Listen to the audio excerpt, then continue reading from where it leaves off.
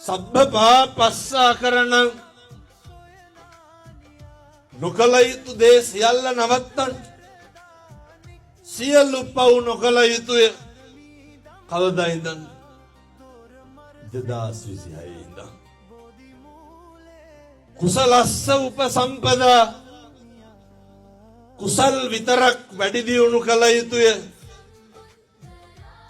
මොක නැතත් මේ දෙකවත් හෙට ඉඳන් පිළිපදින්න. වෛරකාරකම නවත්තන්න පුළුවන්. හිතවල තියෙන තරහව නවත්තන්න පුළුවන්. එකම ආත්ම භාවය පින්නදුනි මනුෂ්‍ය ආත්ම භාවය. එනිසා අද මම හොඳටම දන්නවා මේ හැම කෙනෙක්ගේම හිතවල පොඩි කාලේ ඉඳන් ඉන්න වෛරක්කාරයෙක් ඉන්නවා. හැම කෙනෙක් ගාවම ඔය කියනවනේ දහම්දුරුනේ කාට කෙරුවත් අරුන්ට කරන්නේ නැහැ කියලා. ඔය කියනවනේ කාට දුන්නත් අරුන්ට දෙන්නේ නැහැ, උන්ට දුන්නට වැඩක් නැහැ කියලා.